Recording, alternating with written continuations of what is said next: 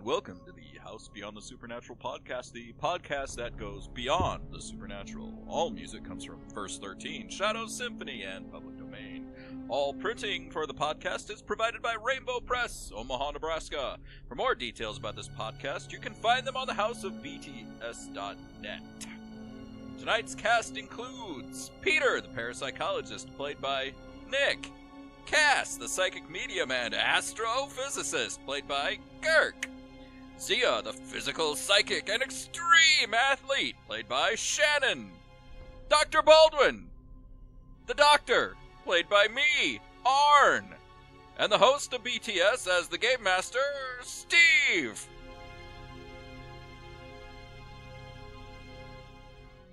That was all out of order, but nobody really cares about that. They just want to hear my sexy, sexy voice. It's never going to give that up, is it? The show got more downloads. Twice as many downloads today. Twice as many. 2 times as many downloads as yours. Greetings and welcome back, everyone. Season 2! Season 2, baby!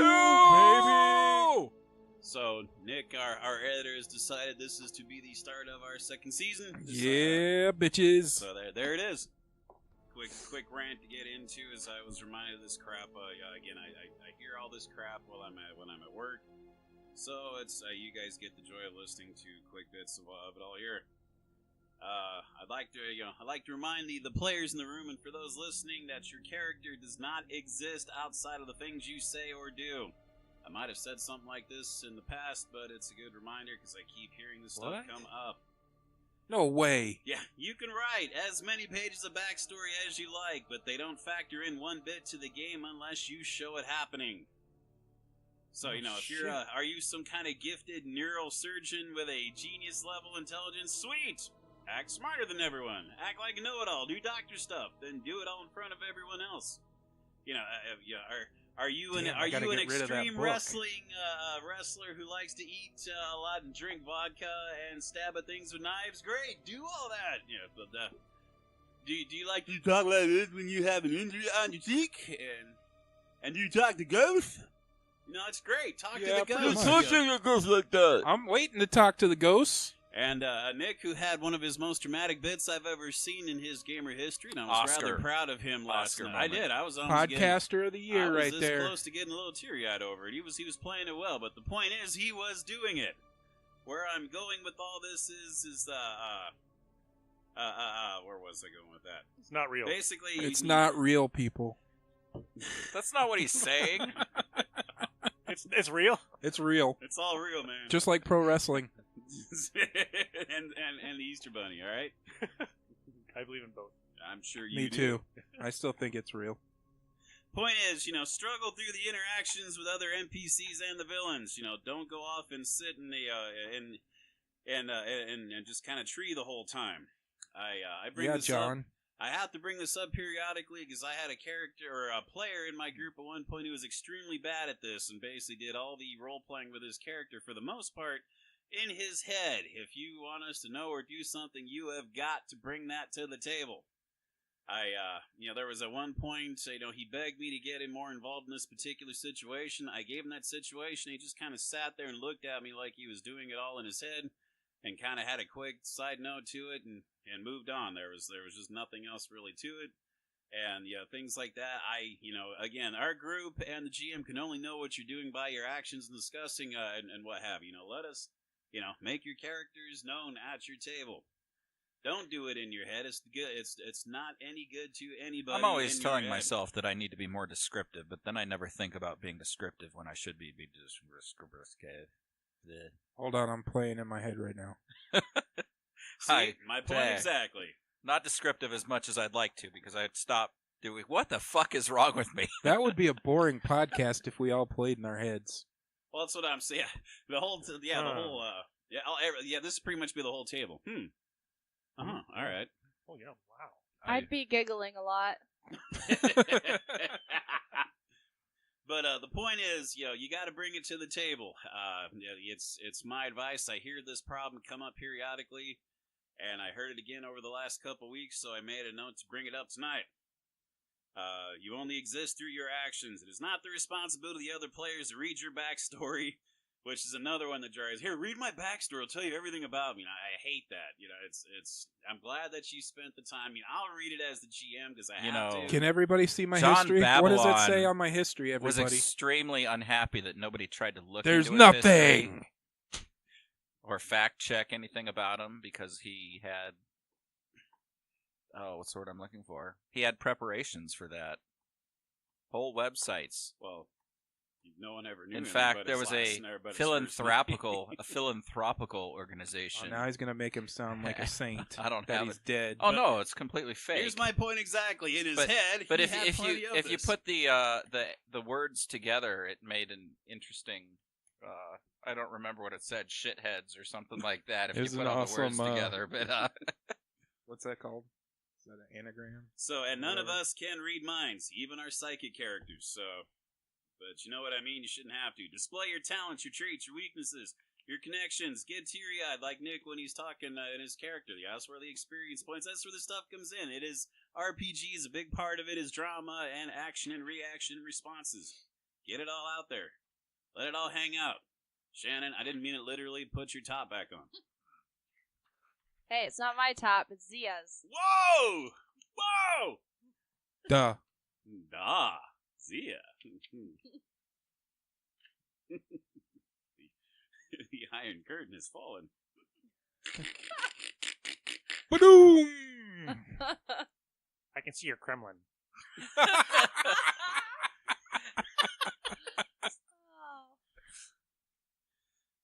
Let's see here. Yeah, the other last quick note on that is the one that keeps coming up is you got to take full control of your characters, people. I used to hear this one a lot, and I think people have gotten over this, but back in the day, and apparently still on occasion, everyone has this, my character wouldn't do that.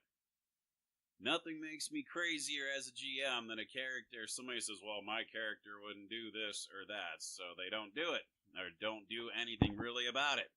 To me, that is a boring excuse and a massive no to the game story on a fundamental level. Basically, to me, it is a point-blank refusal to participate. And it drives me crazy. Characters in uncomfortable situations are the meat and drink of drama, and drama is important in any RPG game. You remember that great story about the homebody, doily-loving hobbit who told Gandalf to go screw himself and he asked him to go on an adventure with him and sat at home picking those hairy toes all day before his entire village was swallowed up by armies of darkness? That was Dildo Baggins, right? No! No, it was not. You know why? Because that story didn't happen. Yeah, and his name wasn't Dildo either. He put on his backpack and he got out there. That's my whole point.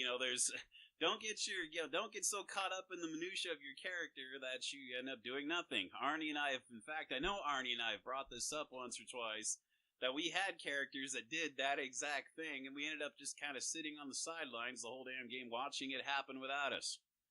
I think it was something, but mine, it was, I rolled a character who was basically very antisocial, didn't like people. It was like all random rolls for that crap. I ended up missing the whole game hiding in my quarters the whole time. It was lame. It was horrible. You gotta find your excuses and reasons to get past that. If your character's not part of the adventure, you're missing out. And I think I'll just go ahead and beat that dead horse no more. All right, everyone, get set and get into character. Subscribe. Comment. Shannon would like to remind us to. A little bit of housekeeping. Find us on Facebook. Find us on Twitter. houseofbts.net. Please, please, please subscribe. Comment. We can't change anything you're unhappy with if we don't know. And we always love to hear we're doing great.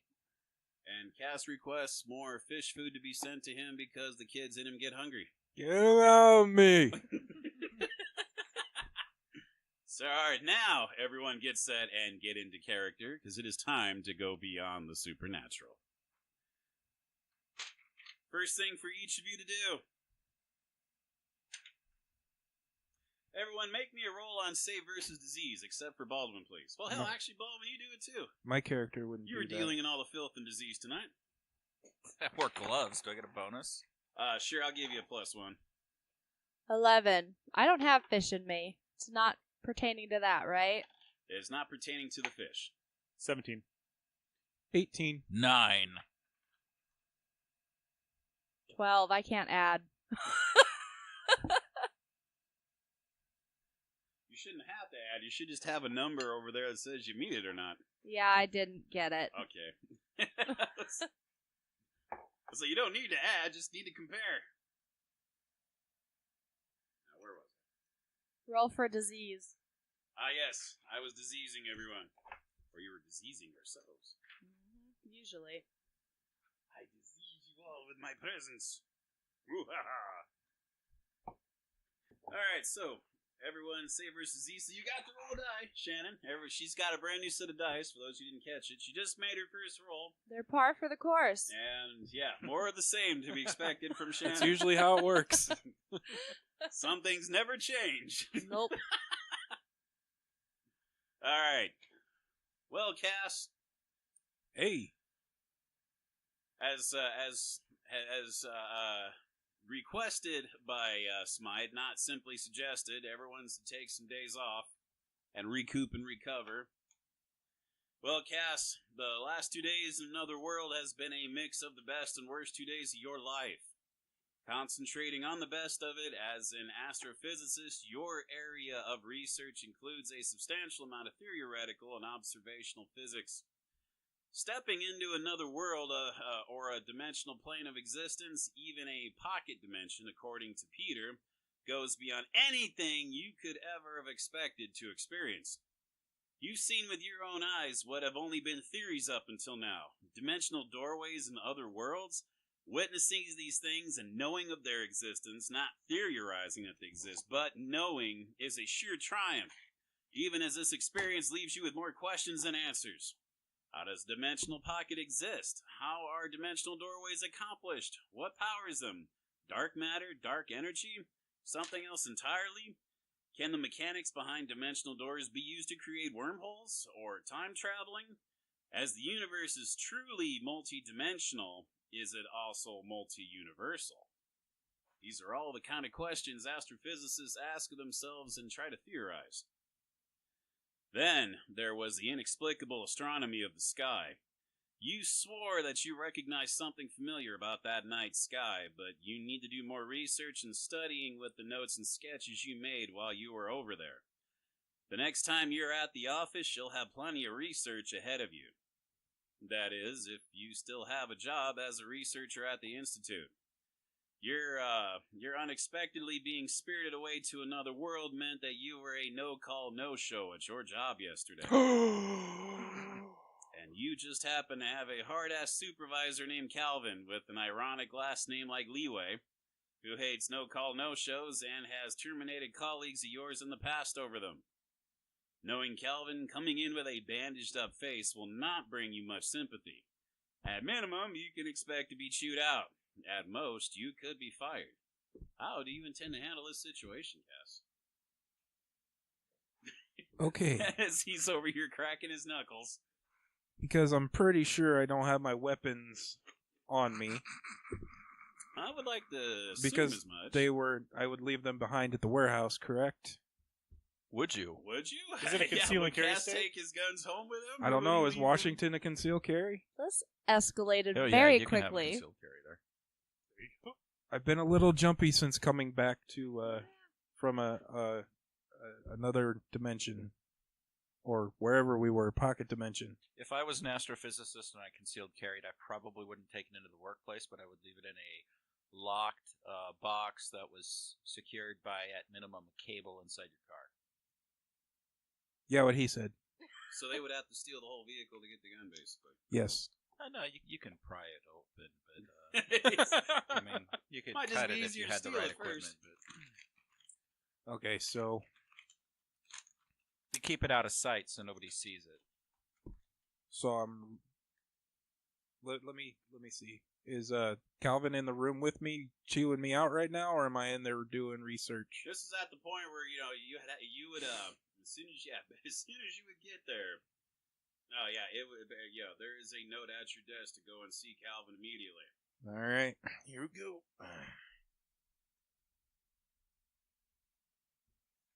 You have entered Calvin's office. All right, Calvin, you wanted to see me? Giving you one of his shit looks, he says, "Yeah, have a seat at one of the 2 chairs in front of his desk." Okay. He says, "Let me get to the point. What could possibly have kept you from calling in or showing up as you're expected to do?" I was doing some independent research for a current case file I'm working on. For the Institute? Yeah, we'll say it was for the Institute. Oh my god. Somebody's gonna get fired. It says, "I do not show that you are involved in any such research right now." It was G4 classified.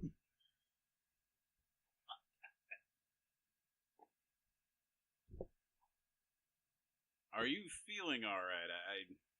I'm good. How are you? What are you? He's kind of does. He's kind of aiming at your cheek with his fingers. What are you? What you got? I got something on my face.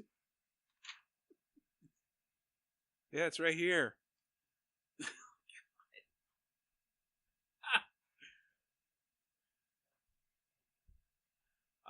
I get the impression that you're not too concerned about the security of your job by your responses right now. The shit that I've been through lately, no.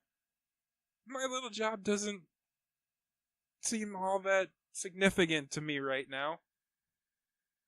Look, Cass, here at the Newton Institute for Astrophysics and Space Research, we are one of the world's leading institutions for research in astrophysics. We excel in space and ground-based instrumentation development. And do you know how we accomplish all that, Cass? By bootlicking and cocksucking major donors.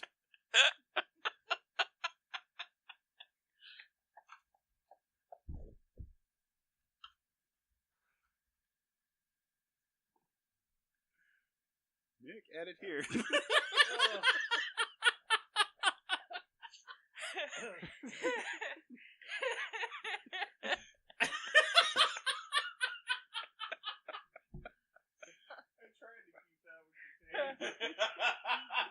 This could go 2 ways. Okay. He really likes you now.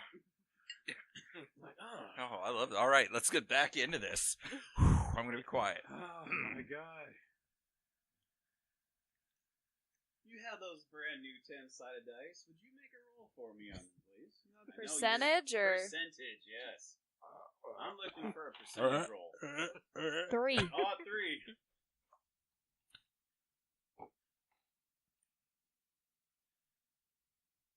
Perhaps one of the most unexpected responses that you could have possibly seen happens. You actually get these ever so briefest, slightest smiles of amusement out of Calvin before he manages to straighten his shit back up. He says, "No, that is not the case at all. I'm pretty sure it is. We accomplish all this through the intellectual energy of our research and technical staff. And cocksucking.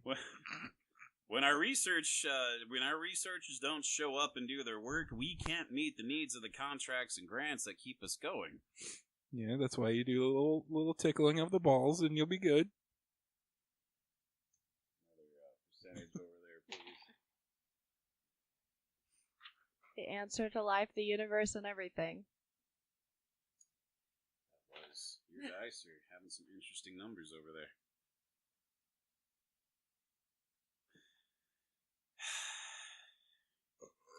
Taking a moment to straighten his glasses and looks like he's trying to choose his words a little more carefully. Look, Cass, you're a good astrophysicist. Good, I'm the best you have. And you're also a good programmer, and those aren't easy traits to come by together.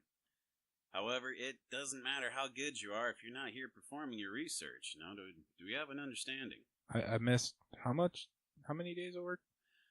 No, your answer to what you you were only gone a day. And you're throwing a hissy fit for a day? That's my job. I am your supervisor. No call, no shows. We take them seriously here at the Institute. Yeah. Okay. Am I gonna get written up? Well, consider this your this is a verbal warning. The next one does have to result. Damn, because I wanted to wipe my ass with a piece of paper and shove it in your mouth. All right. I think I've heard enough. Give me a percentage roll again, please. 16.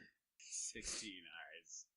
What is your what's your MA on your character sheet? I'm curious now.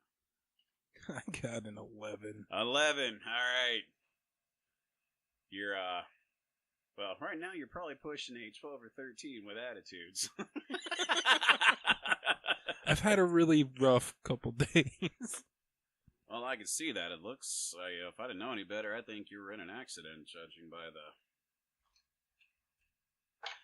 Look, I'm gonna cut you a break. Yeah, it looks like obviously you're distressed. Do you need to take the day off? Okay. Go home. Find some zen.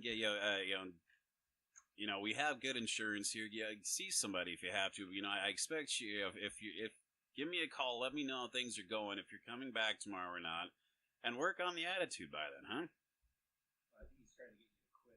You're off. Employment good. I was gonna say, yeah, you're not there. All right. So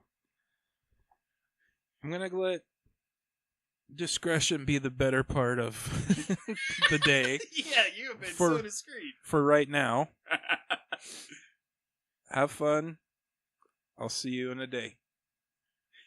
On a side note, Arnie is not wrong. God, human resources, man, what a... That's why I was trying to get you to fire me the entire time.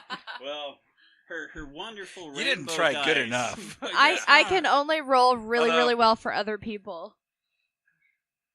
I think the other two situations, you could try to do a full Fight Club thing where you start beating the shit out of yourself. Or you accuse him of some sort of sexual harassment, so he has to stop doing what he's doing, and we gotta let HR investigate before anything else happens. Well, Cass, since you somehow still have your job, and as you're about to stand up and leave, Cass, you could kill him so easily right now, and you know it. Just jump over that desk, grab him by the throat, and squeeze him till he stops struggling. He's an old man. He's a relic. He'd be so easy to overcome. It's tempting. So easy. It's easy to give in. With his pen and paper. Excuse me? Oh, nothing. Face. I'll see you in a day. Very well. He's mocking you. So, Cass, your next 4 days will be spent in performing researching as well as recovering and healing. Give me a roll for your following skills. I need one for your computer operation. 23. So, success. Success. Cool. And one for computer programming. 3, so success. Nice. Technical writing. Fail on that one. Research. Success. Astronomy. Success. And astrophysics. Success. All right, the result of those rolls will be revealed in the days to come, but I have noted the ones. Peter, it is mid-afternoon in the warehouse conference room. Today has been an eye-opener on just how much paperwork there is to fill out when starting a new case file. The entire conference table is covered in various papers, books, laptop PCs, and other related items. For starters, make a roll under your creative writing skill and add a 10% bonus due to leading the investigation and therefore having hands-on experience of the details. I got not 9. With bonuses or before? Whoa, So without. You're kind of like a negative 9 there. -9. Very nice. You creatively wrote your ass off. What you wrote probably looks magical. Call me Peter. I rewrite Moby Dick. Once the paperwork has been completed, Kendra takes the folder to file it away into the file room next door. Edmund places his digital recorder on the table between you both and presses the record button. This is Dr. Edmund Smythe. This is a recording session for case file 201910-01. I am interviewing Dr. Peter Corrigan concerning his personal experience in the case file thus far. And to start, Peter, this case file began when I received a phone call from a friend who works for the Seattle PD. He said an eyewitness saw what he described as a monster prowling the Elliott Bay area.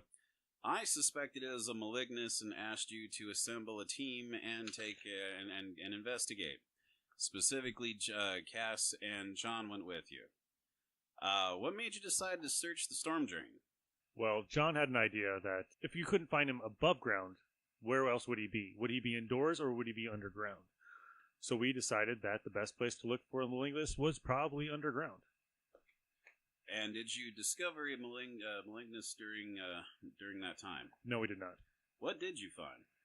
We ran into some fish, humanoids, you could say, in the sewer system. They were later called the Children of Kwama, that we found out. They infected all three of us, actually. And we'll talk about that later. All right, it's my understanding, the way you described it to me, you basically fell through a dimensional doorway of some sort? Right. They were transdimensional. Through water, they could transport you to different world. Jungle-type planetoid.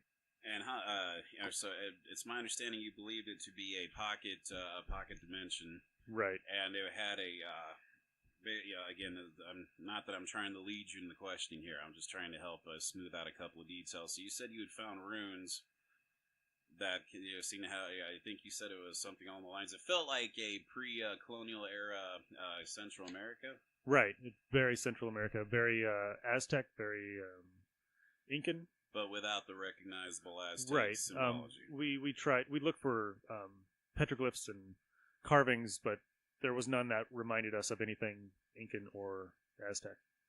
It's my understanding you had experienced a tree demon. Is my understanding. When I did some investigating here, I spoke with Cassie. He had mentioned that, and so did Zia. What was the story behind that? Right. I actually have photos of this. I am working on them right now. Fantastic. Editing them as we speak. I should have them on your desk within a couple of days. Well, it started off like a loud rumbling sound coming through the jungle.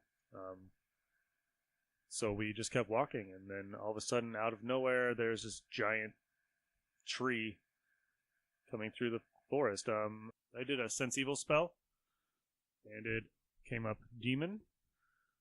And so we decided that we were going to fight it instead of letting it kill us, which was probably a mistake. We should have probably just ran and saved some time. But hindsight's hindsight. It's 2020. Understood. And it's my understanding then, once Zane had tracked you down and you, the group of you made your way back to where you believe the portal was, there was expected to be a stable portal. Right, and there wasn't. It was closed. And at that time, we left John and Zane in relative comfort with a fire and a roof over their head, while Cass and Zia and I followed a spirit that was talking to Cass, and he led us to some berries that helped us to fight the effects momentarily of the Children of Kwama that were inside of us. Zia described them as being milkberries. Was how she referred to them. They had a consistent with a milky white. Right. Yeah, they weren't very tasty. They were actually kind of wretched. And we forced them down us, and then we returned to John. And when you had returned to John? We found it to be about 2 minutes maybe 30 seconds too late, as he was already in the throes of pain and giving, or having, children of Kwama ripped through his stomach. It's unfortunate. And starting to devour him. And it's, according to Cass and Zia, a fight ensued between some of the children, but one of them had separated from the pack and went into the forest. How did you find your way back? Well, after we subdued the, as we have come to know them as the Children of John, the portal opened, and we went through it. All right, and for now, this will remain an open case file, as there are still some unanswered questions. John had mentioned before, you weren't part of this, but before as we were grounding up a team to come and find you in this other dimension, John had mentioned there was a group in black that had shown up at some point, as well as more of these children creatures in the water. It was vague details. He didn't have much to offer on that, so that's something I'm putting a pin in for later. I'm hoping for more info on. And if indeed my theory is that the portal I had opened was probably because that creature that had separated from the rest of the group had created it and it's gone through, which means there is still a viable, well, going by the lore, a sister of Kwama that's still out there and running free, which means eventually we might where there's a sister, eventually more will start showing up. So currently I am leaving this as an open file. Would you agree with that? I would agree. That is all that I have to offer, all the questions I have. Anything else you want to add to the digital recording before I turn this off? I think that's pretty much all I have to say. All right. Edmund Smythe signing off. After turning off the recorder, Edmund asks, now, tell me, Peter, how are you doing? Not good. I believe this was my fault. I believe if I wouldn't have gotten John involved, he would still be alive. Cass wouldn't be hurt. Zia would be... Well, I think Zia's fine. Zia's Zia. She's Zia. She's strong like bear. This is something that we'll touch base on regularly, but and I know it's hard. I've lost members myself. I've been exactly where you're at, and what I can offer right now, and I know it's hard to see, but this is the kind of risk we take as investigators. People are going to get injured. They are going to get maimed, and occasionally there is going to be deaths involved. But I would also like to have you look at this from another angle of, had we not gotten involved with those creatures that night, just imagine how much more multiplication there might have been and how many others might be affected today. What we do, it's dangerous, but it is necessary. Right. No, I understand that. It's just sometimes you see so much death and you just can't get over it. I understand, and that's why, again, I'm asking everyone to take a few days to kind of settle and get with it. But and again, my office is always open if you need, should you need us. But otherwise, I'll let you go, and whatever. I mean, the rest of the day is yours. I don't want to keep harping on it. Thanks, Doc. Well, Peter. Walking down the steps to leave the warehouse, you see Hannah is hard at work on improvements to the oddball. She's wearing work coveralls and a safety visor over her face, and she is soldering something onto the frame that holds the helmet together and stabilizes the tech inside it. It looks like she's adding on a small video screen. Finishing up, she puts the soldering tools aside and raises her visor to get a closer look. Looking satisfied, she leans back in her chair and looks for a drink. Spotting you as doing so, she smiles. Dr. Corrigan, you're just in time. I need you to test the night vision screen. Oh, night vision screen? That'd be really helpful. That was the next thing on you. That was the first thing on your requested list, so that's what we're doing. I forgot about the list. Sorry, there was just a lot of happened this week. I understand.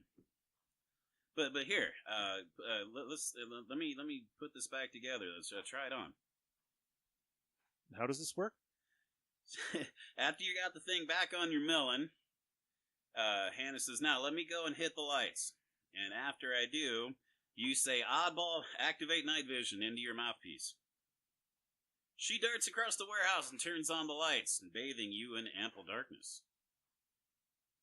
Oddball, activate night vision.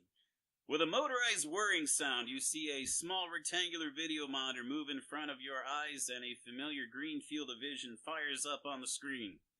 From your radio piece in the helmet, you hear say, now, look around, get a feel for that monitor, and try to walk and find me in the dark. Peter, you're going to need a perception roll for this. 14. Excellent. With some searching and work and getting a feel for the night vision, you find Hannah crouched behind a support beam, and you're now standing next to her. Pleased with the results, she stands up and says, like regular night vision, don't let beams of light hit you square in the face, or the big eye in this case, but otherwise it looks like it's working. You should be able to switch from night vision back to light mode by voice command.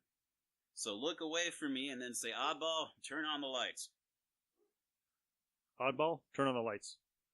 As expected, the monitor lifts and moves away from your vision, and the lighting in your helmet ignites. Okay, now lead me back to the breaker as it gets strangely dark in here. Okay.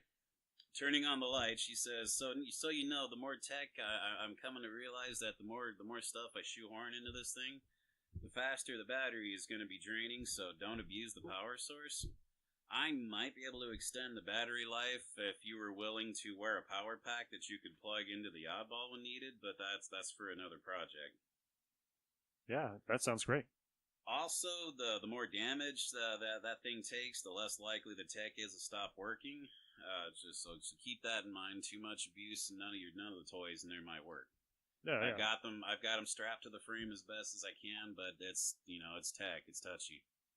And all this is prototype first-time stuff. In time, they might get better. Right. But I'm working with what we got. And I plan to start working on the UV lighting next week after I finish tweaking the night vision response. Did she get a chance to change the color scheme like I asked? She says, now that you're here, you can work on it with me. Great. What do you want to do with it? I'm going to go for a less conspicuous color scheme. So we're going to go black with a little bit of gray instead of the bright red and white. So it's going to be a little darker thanks to kind of reflect how I'm feeling right now. So I will get the paints out and get started on it shortly. Great, thank you. And the both of you carry on discussing what else to do with the oddball, which gives us an opportunity to go over to Zia. Yeah. Well, Zia, the impossible has been happening to you over the last few days. You've gotten sick. Headaches, fevers, chills, the works. You must have caught something in that alien world. Nothing else would make sense to you. You're not sure when the last time you actually got sick. And after 2 days of dealing with it, you're not getting any better. Give me another save on your on the save versus disease, coincidentally. The same. I failed. Nice to know I can rely on your dice. Yep. Because I don't know what I would have done if you actually... No, I read it written as you failed. If you succeeded, I'd have been derailed. After 2 days of this, Alina, who's fed up with seeing you so sick, calls Dr. Smythe for help and advice, threatening and accusing him of you getting affected with a dimensional bug, as she put it. Dr. Edmund does all he can to offer her, to calm and state it's nothing serious like that. And he does, however, he gives her an address to a place called the Teacher of the Light Meditation and Yoga Studio. And with kind of a bewildered look, when she hangs up the phone, Edmund says you should go see man who runs studio. I don't care for yoga, but Edmund say this Gurdeep will help you with sickness. Well, I'm laying around here doing nothing, so let us go. Very well. Come, I drive you. You can see this man while I run the errand. Gertie, or this teacher of the light place, is located in one of the hipster locations of town, right in the middle of it. Look at all these man buns. I like beards. They're but hemp man necklaces. buns? They're hemp necklaces. These men spend more time on their hair than they do anything else. Skinny jeans. Ugh. You squish your twig and berries and they do not work anymore. And lumberjack shirts. Pretty much. They all leave me feeling gross. Trying to find the right word. I feel gross, but I do not know if it's bug or men. Looking at the front facade of the building, it has very much a kind of I guess an Asian flair is the way to look at it. It's got the colors that are kind of a passive, cool, basically comforting style of colors, and it looks like there's symbols that you're not quite familiar with on it as well. Otherwise, it is a facade with an open door. All the windows have been covered, and it's covered in various information of yoga, meditation, Reiki, all sorts of things that you've probably never heard of. She'll kind of look at the front of the shop and kind of shrug and, well, go in. I will be back in an hour or so. Okay, take your time. Front door takes you into what looks like a waiting area, which again, full of various meditation flair. There are pillows on the ground, as opposed to chairs to sit in. There is a door there is a door ahead of you. There is a flip sign on it that says "Currently in session" is what it states on it. And a moment after getting the chance to read that door and taking in the atmosphere, that door opens, and an incredibly muscly man comes walking out, being escorted by his girlfriend, or what you would assume would be his girlfriend, maybe trainer assistant, whatever she is. She's nursing him because he looks absolutely beat red, like he has just had the absolute crap beat out of him. She'll kind of chuckle at him. Men. He kind of gives you a rather pissy look before the gal that's with him. Ignore her. Come on, let's get you to the doctor. The door has an automatic shut, so the door swings shut. Probably a minute or two later, the door opens, and what you see is probably one of the most well-toned but skinniest looking, maybe 60, 70-year-old Hindu men that you have ever seen. Everything about him is all gray. He has a wiry beard. He has wild curly gray hair. And he maybe stands, near as you could tell, maybe 5.5 feet tall at most. And looking at you, oh, I didn't know we had another... Or no, you must be... Edmund told me somebody with a Z was coming. I didn't write it down. You can call me Z. She's kind of sizing him up. She doesn't really want to put all the information out there yet. Edmund tells me that you are a physical psychic. Yes, sir. That's great. I'm a physical psychic. Okay. He says it's my understanding that you're needing some help with some of your trance work. You're not feeling well. How much did he tell you? He told me enough that you weren't feeling well, and he says you have a mother, caretaker who threatened to hand feed him his colon if you didn't have somebody getting rid of your space bug. As there seems to be there's a couple of dialogue notes in there, and I didn't quite catch it all. First of all, she's not my mother. She acts like my mother. However, I do have some sort of sickness we brought back from another dimension. He says, well, come on in. I'm going to I'm going to help you work on your meditation techniques. It's my understanding that's not your finest trait. Of course, I can tell just by looking at you, you do plenty of physical activity, but I think right now looks like you need a little mind exercise. I suppose this cannot hurt. Would you like tea? Do you have vodka? It's going to be that kind of day. I do not. I have buchna. Kombucha? Yes, there it is. Deal. See, Shannon might actually know what I'm talking about. I don't. I know this is one of those weird health beverages. There's supposed to be a healthy beer. I think that's what it's called, like kombucha or something. Kombucha I've is seen a them. fermented tea drink. Yes, I have not and tried it. I'm it's good. scared of it. It's Is good. it good? It's good. Just don't. Lily's kind of gotten into them, and I tried like a peach one. It didn't. It's weird, but I think in time I could learn If to you like get it. if you get like like a fruit flavored one, it's like a strawberry one or something like that. It's good. Stay away from the ginger. Welcome to the Healthy Drink Corner. This is your this is your health tip from from the group tonight.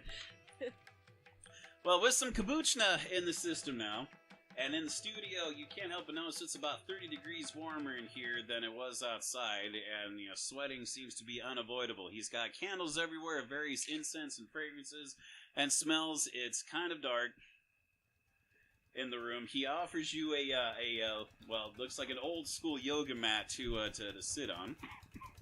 And he sits cross-legged, asking you to sit on the other side of him. She will do that. He takes off his shirt, showing again that incredibly overly toned 70-year-old man that he is. Gray curly hairs on the chest. That's probably the vision you're seeing. That's probably how weird that is. If you want, I can show my chest hair too. Oh no, that is no. I just find shirtless more comforting. And so what if I do, Arnie? You got a problem with that? Disgusting. Maybe I like them experienced, alright? He's a 70-year-old Hindu man and physical psychic. He could do some amazing things, alright? Now that I've thoroughly grossed the table out. They can't even look me in the eye anymore. Heebie-jeebies!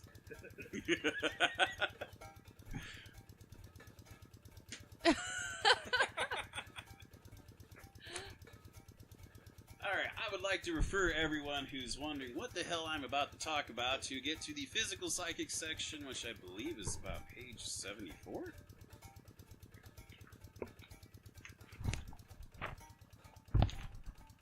Hot damn. Obviously, I've looked at this book way too many times. He explains you probably just simply lack of experience. In time, you might have discerned this for yourself, but I'm going to help you, kind of say, you're in the express lane today now. You probably have meditation and trance techniques you aren't even aware that you have. And in particular, I would like you to rest and work with me and find what is referred to as a curative trance. We physical psychics all have this trait about us. And it'll help you reduce the symptoms and damages and penalties from poisons, infections, and illnesses and such while you're in the trance. It is one of the best ways that I've experienced as far as breaking fevers and aches and chills and such that you can't quite seem to kick. It's rare that we get sick, but when we do, we feel it hard. Are you following me? I am, and this sounds like a good idea. I'm losing it. She's Southern Russian. Wow. Zia went Russian redneck. I'm not quite sure what happened right there. I don't know either. I was reading. That was weird. I think you just invented an accent right there. I don't think I've ever quite heard that It's my before. next character. Let's kill Zia now. Zia, we're gonna kill Zia for a redneck Russian. I refuse to meditate. I will die from this. I will break y'all. Oh no, but after that downward spiral, she's going to nod and prepare to learn. He takes you one moment at a time, teaching you some breathing exercises, getting you into a yoga-like position, which is probably a really weird, kind of silly feeling thing to do. And again, this is everything he is trying to teach you is not what you have ever really experienced. You are a professional samba fighter. Everything is about hard and fierce and brutal and oncoming, and generally no one walks away from a training session unharmed. Sometimes people end up with broken limbs or hospitalized. That is good old-fashioned training right there for you. This is none of that. It's alien. It is bizarre. And now, give me a percentage roll, please. He's having you practice breathing exercises and telling you what you like to look for. It's 40%. Oh, I saw it now. Never mind. The crowd is distracting me. Give me one more roll. 71. So at first it doesn't feel like it's really happening. Yeah, you swear that you're not getting into any kind of meditative trance, but then a moment later you feel some harsh palm slaps upon your cheek. Which one? Her left and right. Where was I? You're suddenly snapped out of your trance by Alina, who's shaking you harshly with yelling at you to wake up. Zia, wake up, for I slap you silly. Why are you slapping me? She says, 'cause I get here, you look like you fell asleep sitting up. This is not why I came here. To get better. I am working on getting better, and you hit me in the face. Coming with a fresh offering of kombucha, Gurdeep says, "No, it was my fault. When you went into a trance, you looked so peaceful and calm. I just thought I'd let you enjoy just enjoy the experience for a moment. You snapped over pretty quick, though. That was rather impressive. How long have I been out? Oh, about 3 hours. I better be fucking healed. You can say you are feeling a lot better. Your fever and chills and such have been, they are reduced. And in fact, you can almost swear it feels like your fever has broke." She'll kind of stretch and smile at her friend, Alina. I need to learn names. Why start now? So I hope your errands were successful, because I think this was a good idea to come here. Well, he's good. Otherwise, I'd break Edmund for wasting time. Even for me, that seems very drastic. Gurdeep, again, goes over the breathing techniques, resting positions. He goes over some of this stuff is probably over your head, but it seems he's done well enough that, he was able to teach you do whatever it is it's going to take to get there. She'll give him a little fist bump, because he doesn't seem like the type of guy who'd fist bump. And yeah, certainly too, holding out his, one of those things. It takes him a moment. And you have a bigger fist than he does, coincidentally. And she'll nod at him and go to leave. He gives you a namaste and goes about his way. Getting back into Alina's car. As you're getting your seatbelt on, Alina reaches around the back seat, retrieving what looks like a big shoebox and places it in your lap. I get you something. Open it. She'll go ahead and open it. Inside are a pair of large knives. Both of them are sheathed and look new. I find friend who doesn't want to be known. You get these for me. They are Russian, dear girl. They are called Kitsyarl DV1s. They are both hunting and combat knife of choice for Far East region Spetsnaz. I get them in matte black for you. Even got them in walnut handles. Very authentic. She'll turn the knives over in her hands, kind of looking them over, and I almost feel bad for yelling at you. This very kind. Thank you. Da, you are my girl. Always will be. With that, Dr. Baldwin, we are going into a 4 days later at this point. After the limited success of your operation of attempting to remove a spinal tumor from a patient this morning, your afternoon has involved... stop. What do you mean limited success? I'm explaining it as a limited success. Your afternoon has involved journaling and documenting I'm doing the an details. awful lot of surgeries lately. When you get to be my stature, you get to pick and choose of the best. They don't want to overwork you. Someone's going to have to talk to somebody about my scheduling. This is a classic case of doing everything right, and you'll still only get limited success. We are in experimental territory here. I am amongst the best surgeons in the Megaverse. No surgeons have a better skill than me. Under Palladium's rules. Under Palladium rules.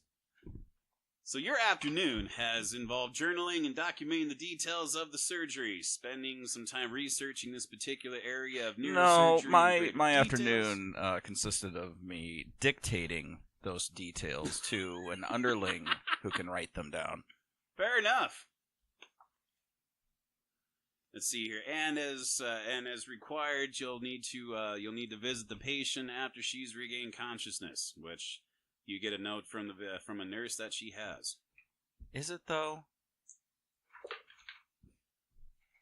That's what that's what's in the journals. Stated by the other experimenting doctors out there. So that's your choice. You can go and visit her or let her be. I think I would rather do things on my own and not follow the advice of inferior doctors. Then I will bypass any... I'm going to assume the other medical providers in charge of her recovery will keep me informed of anything unusual. Hopefully they can write at a high school level. Bypassing all that. Here we go.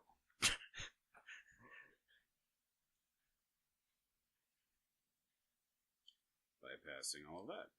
I've got better time. I've got better things to do with my time.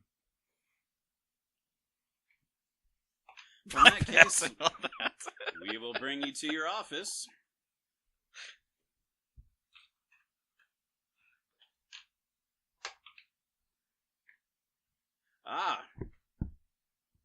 Here's an interesting moment. Bathroom break eventually is required of yourself. You are human, still need to pee on occasion. He meditates it away. Meditation. Catheter. Snake oil. I was just saying, yeah, would Baldwin ever really meditate, first off? A real surgeon would insert a catheter before a long surgery. He's not doing surgery at his desk. Maybe he's doing a lot of paperwork. I don't have time. I insert a catheter to do paperwork. I'm going to go to the urinal, and I'm going to really just Lyndon Johnson it in case anybody else comes in there. I'm just going to, talk to the people directly. Not hiding anything. Waving my junk around. This is one of those nice card key bathrooms that only the being intimidating the senior staff would happen to have access to. Well, that doesn't bother me. I'm just stating, it's not like you're going to see a bunch of nurses. Lyndon Johnson didn't have a bunch of weirdos in his bathrooms either. And then there was a reason for it. Discussing with yourself about your tailor. Coming back into your office. Perhaps you are not so surprised, but you see that damn stuffed squirrel has moved again. It was on the bookshelf when you left to do your Lyndon Johnson, and when you've come back, it has since found its way back onto your desk. Good. I'd be upset if it didn't do anything. I'm going to put a cardboard box over it. Empty a box. Just scatter the belongings elsewhere and cover the squirrel. Yeah. Fair enough. We'll worry about that later. Squirrel has I don't been want an covered, eyeball though. in That's me. the important thing. Returning to your secretary Tina comes in just as you've placed the box over the squirrel, and she comes in with your mail, including the latest copy of After Midnight and a few of your magazine subscriptions.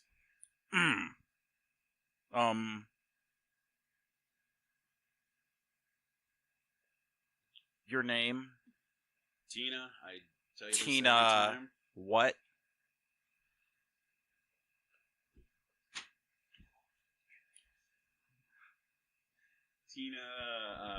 Tina, quick last suck name, my somebody. dick. Spandangles. Spandangles. Tina Spandangles. Spandangles. Alright, I'm Spandangles. not going to give her Spandangles. What the hell? Baldwin, I don't think, would hire someone named Spandangle. I think That's he a smart might. move. You think he might?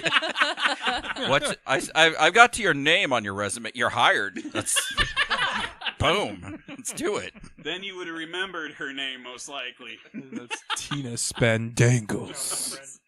Spandangles. Of the German Spandangles. All right, hell of it, Spandoggles. Fuck. It's Spandangles. Spandangles.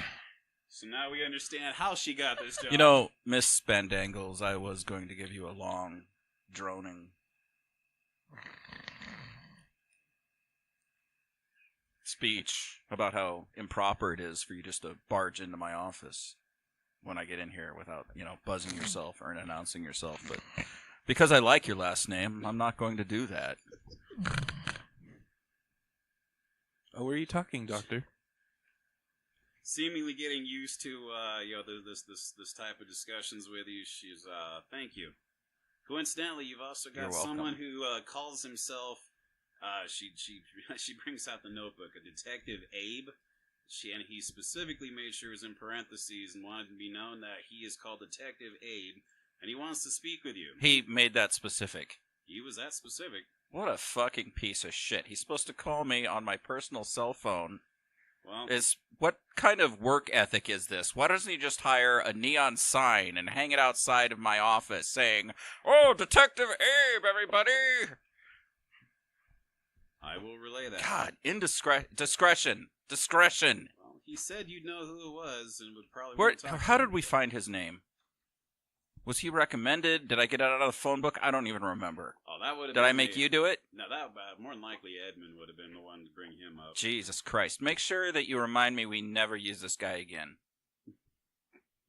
In fact, if he's got like Yelp ratings or anything like that, don't post him now. But I want you to make, I don't know, a couple dozen different identities, bad reviews about his discretionary problems. Do detectives She was have writing all this down Yelp? on a notebook. All right. as you And read don't your get lanes caught. to her. If you do, I'm going to totally disavow you. All right. Anything else? Is there anything else? Actually, yeah. Do you want to talk to this guy now, or should I push the meeting back with that insurance attorney? No, I don't talk to attorneys either. You tell them I'm sick All right. for a long, long, long time.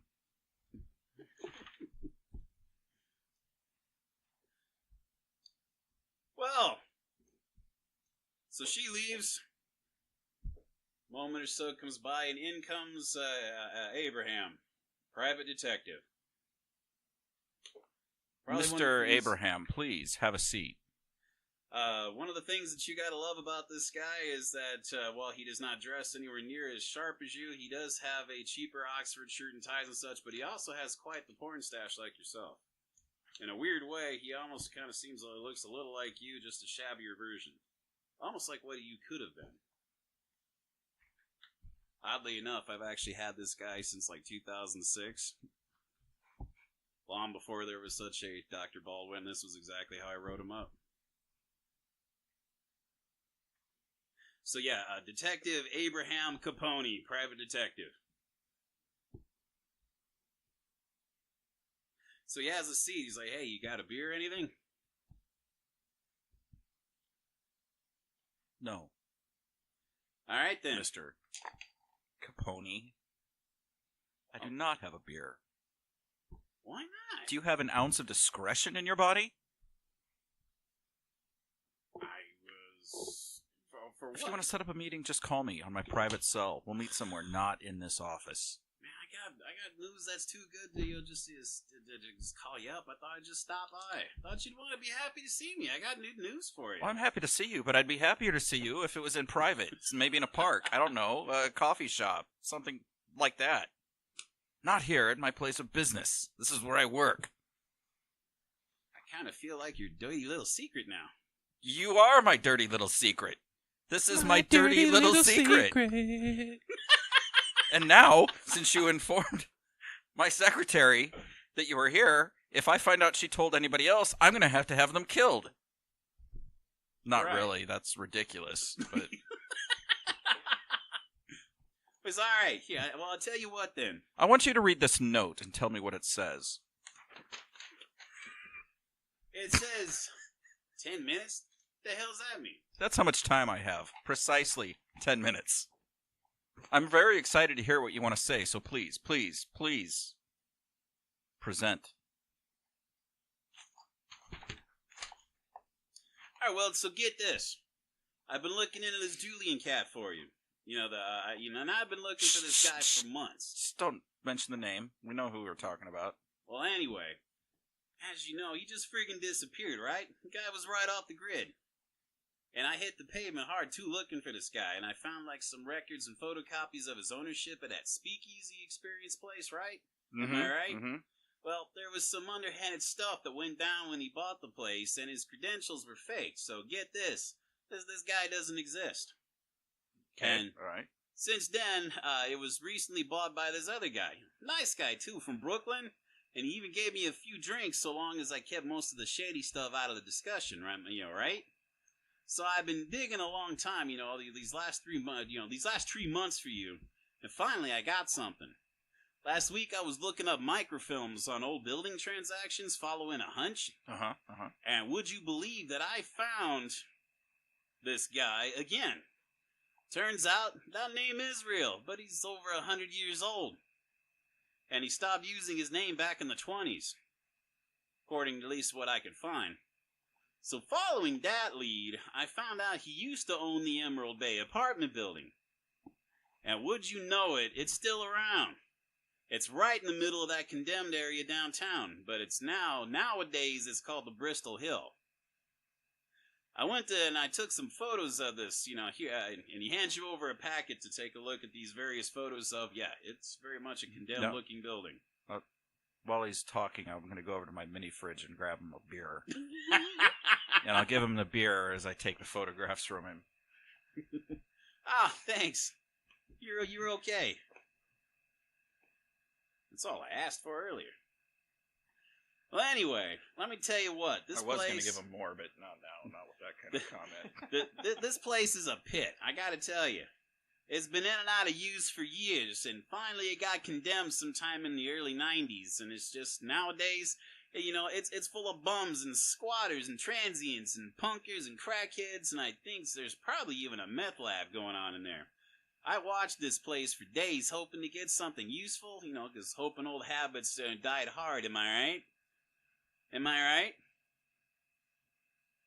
Well, this is why you pay me the big bucks, because I snapped this guy's pic the other night. He shows you a particular photograph. That's your guy right there. He's living in that pit. Does that guy look familiar? Oh yeah, it's the guy from the speakeasy. Okay. It's one him. From the speakeasy. The one that you've been looking for, that you sent this guy to find. And he found him. He's telling you it's taken him 3 months, but he's got him. And look at this. He's got a couple of new ladies in his life. I'm thinking vampires by the look of it all. Shut the Alright, a couple of goths by the looks of it all. I'm going to tap on the box. The walls have ears. Mr. Capone. Alright. I get it. Discretion. But that explains the real lack of activity in this place recently. See, people learn to stay away from these places when strange things happen. No one talks about it, but they all know to give it a wide berth, you know what I'm saying? And anyway, if you're thinking of having a meeting with this guy, I'm suggesting going in with some help. That hood's bad enough, but goth people is a whole other matter. Am I right? Oh, you're right. But anyway, 3 months. This guy was hard to find, but I got him. And he's right there in the photos, and I took pictures of all of that building all over for you. I'm going to need a written report of what you just told me. Oh, it's right here in the Sent file. to me. I'm purely professional. I'll just take that then. Requests for beer and saying things. You weren't discretion seen. aside. Oh, of course not. So long as the check clears, I never heard of you. And you never heard of me then. I'm good with that. You've done great work. Maybe, if I'm desperately in need of an investigator, I will give you a call.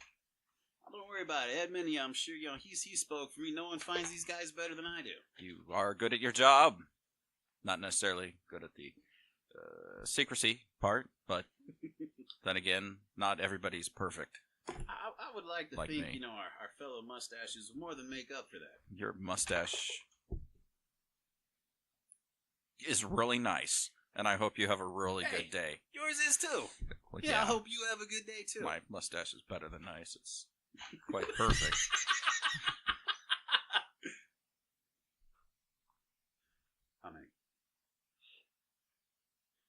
What are you going to do with this information now that you're hearing it? Burn it! Baldwin? Gonna set it all on fire right there in the office? No, I'm not going to set it on fire. I'm going to clear my schedule, and I will go to the... You're going to diss the insurance attorney? That's what... Again? That's what the hospital paid attorneys do. They deal with that stuff for me. All right. They better. Otherwise, I'm going to burn their hospital down. Why, that would be wrong. I'm going to go find Dr. Smythe, because whatever he's doing is far less important than what I want him to do, and go over the things with him and tell him that we're going to need to do some preparations and then go kill us a vampire. Smythe will state that's... I honestly, I didn't think I would have thought he'd have left town. I really didn't think he'd still be here. It's a brave individual. Fortunately, we happen to have a team that we can get assembled. They're actually about to start their next group therapy session. Though, if you'd like to catch them over there, and if it really is at this hill that's right down the street from where the session is. Well, we're not going to do it tonight. Ah, well, fair enough. We're going to need to prepare, research, and find out what hurts vampires in Palladium World and what doesn't. Well then, let me go collect. We're going to have to procure some stakes, crosses, silver bullets, holy water, whatever works. Whatever doesn't work. Dynamite, fire, plagues, flesh-eating bacteria. Getting on an intercom, young Kendra. Bring us the flesh-eating bacteria samples. Scratch that last remark, because officially they don't exist, but please bring us the Vampire Chronicles, will you? Looks like we have some research ahead of us, and hunting to be had. Dr. Baldwin, it's good to see you. I've missed you. Dr. Smythe, don't get too excited. And with that, I think we are at a good stopping point. We are well into Chapter 2 now. Next week, the group will meet up after a group therapy session to where Dr. Baldwin and Smythe will be waiting for them. We have research and potentially vampires to hunt. Who can make me silver bullets? Can you make me silver bullets? Is that just for werewolves? We have a munitions expert right over here. I can make the silver bullets. Good. Get us some silver. All right. But that is all for the next That's session. the next episode. Shannon, I'm glad we were able to help break in your dice tonight. You had some successful rolls, but otherwise it was what we expected from you. I still love them. Well, they are muy pretty. Rainbows. And puppy dogs and fairy tales. No, I really will need a written report of what you just told me, because I didn't write anything down, because I figured you'd give me a written report. You can give me an edited version later. It's cool. I will have actually, for the most part, I might clean this up a little bit and give that to you next week. Fair enough. That's easy. I got it all written down. This is why I write stuff down.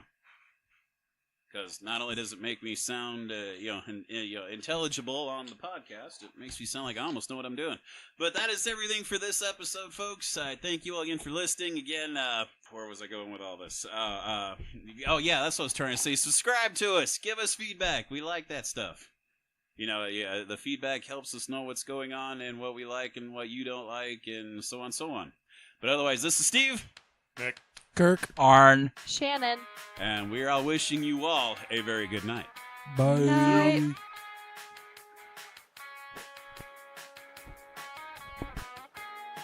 Edmund places his digital recorder on the table between you both and presses the record button. It accidentally hits play. It's sex play between him and his wife.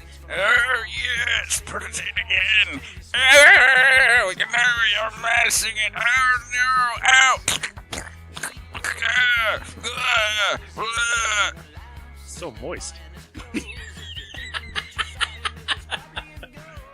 Okay, maybe that didn't happen. That's what's happening in my head.